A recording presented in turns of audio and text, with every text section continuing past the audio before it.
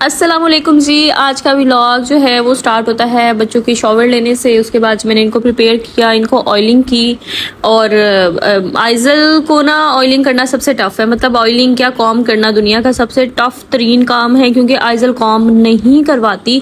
आइजल को आप जितना मर्जी कोई भी चीज़ की मतलब कुछ भी कर लो ना, आइजल ने कॉम नहीं करवानी। तो ये पता नहीं मैंने किस तरह इसको कॉम कर दी, फोर्सफुली बिठा के रुला के। और फिर जी ये छोटी बेबी है मेरी मरियम, और जी मरियम जो है ना, इसको बिठाना उतना ही टफ है जितना आइजल को कंघी करना टफ है। आइजल को कॉम करना जितना टफ है ना, मरियम जो है ना, मरियम बैठती नहीं है। मरियम कहती है बस मुझे चलते फिरते भागते दौड़ते तुम लोग मामा जो कर सकते हो कर लो। अब ऑयलिंग के दौरान जो है मरियम मेरे को कोई 100 टाइम इससे मेरा हैंड नीचे किया कि आप मुझे टच नहीं करो मामा।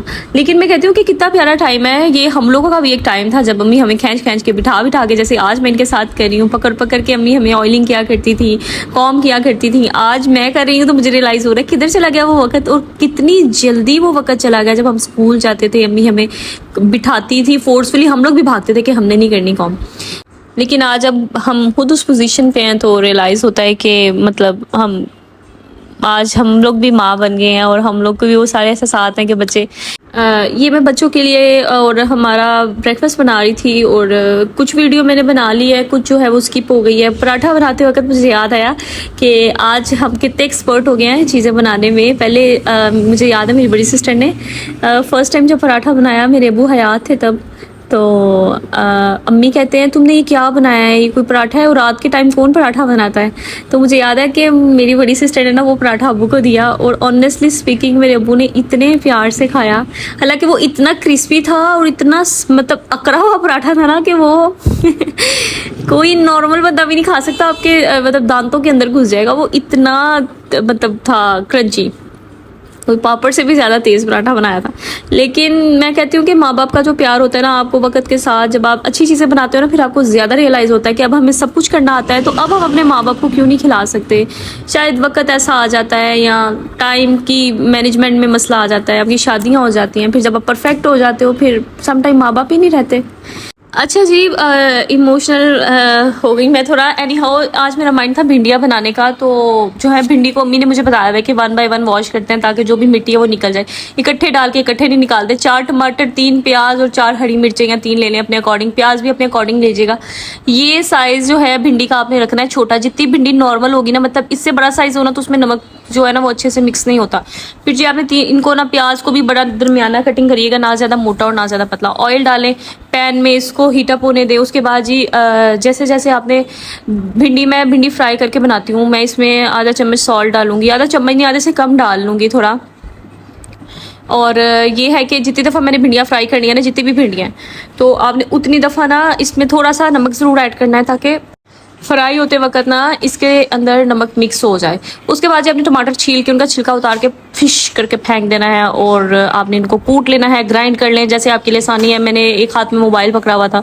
अच्छा जी, ये वाली जो भिंडियाँ मैंने हाफ डाली थी ना, इसके अंदर ये ज़रा ज़्यादा फ्राई हो गई थी। मतलब ना मैं पहले जब अम्मी के घर थी तो मैं इतनी फ्राई करती थी, लेकिन उसके बाद अब पता है क्या, मुझे कहते हैं ना वक्त के साथ तजुर्बा आ जाता है। आपने ना भिंडी को इससे थोड़ा सा कम फ्राई करना है।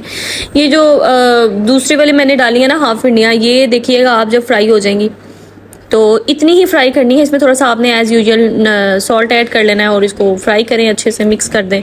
और टमाटर जो है ये मैंने इस तरह रखे हैं, मैं इस तरह नहीं रखती, पर मैं आपको बता रही हूँ आपने ना ग्राइंड ही कर लेना है, वो ज़्यादा बेस्ट रहता है। और एक बड़ी इंपॉर्टेंट टिप है, जब आपने भिंडी को फ्राई करना है ना, तो आपने ऑयल बहुत मुनासिब सा ऐड करना है, क्योंकि आगे हमने प्याज भी फ्राई करना होता है। फिर भिंडियों में ना बहुत ज़्यादा जब ऑयल हो जाता है ना, तो फिर वो बर्निंग करती हैं, तो स्टमक डिस्टर्ब हो जाता है, और मुझे तो ना सीने में जलन शुरू हो जाती है।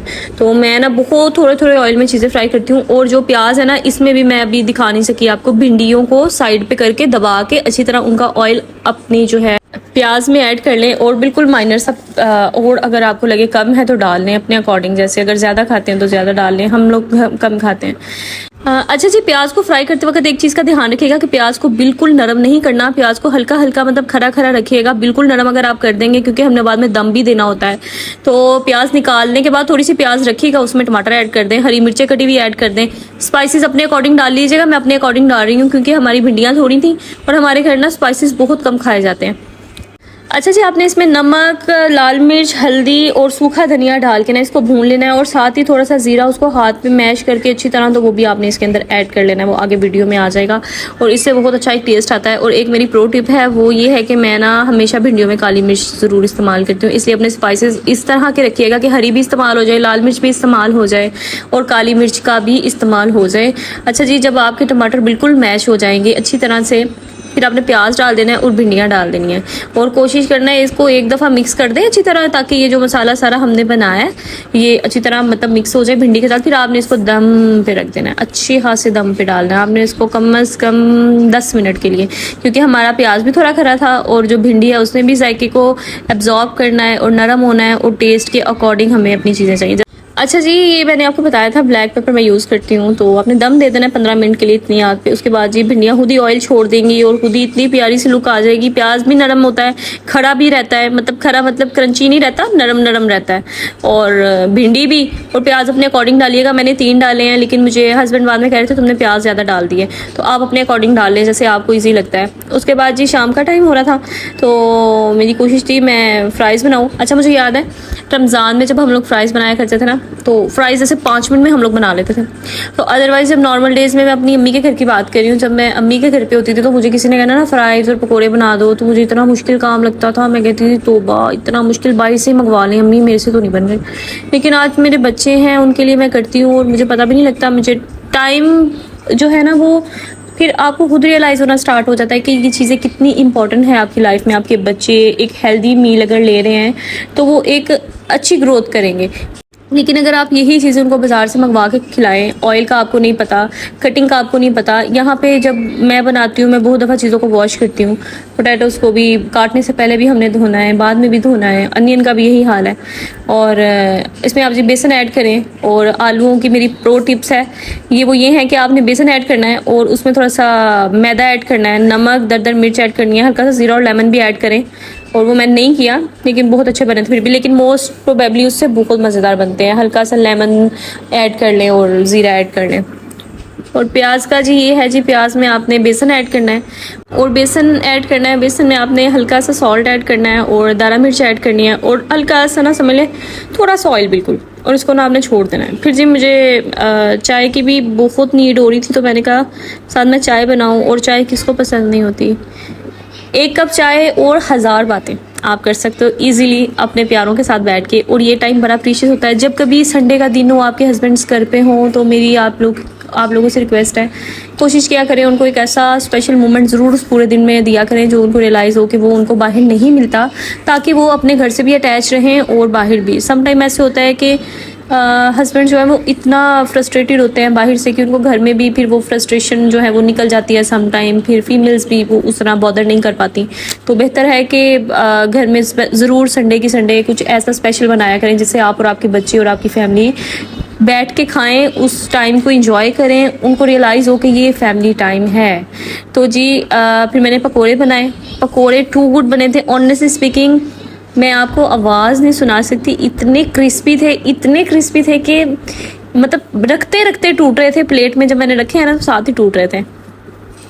और मुझे हमेशा मेरी अम्मी याद आती हैं सीरियसली, जब भी मैं ये पकोड़े बनाती हूँ उनको बहुत पसंद है पकोड़े, प्याज के या आलू के या पालक के। तो मुझे स्पेशली प्याज के पकोड़े पसंद हैं।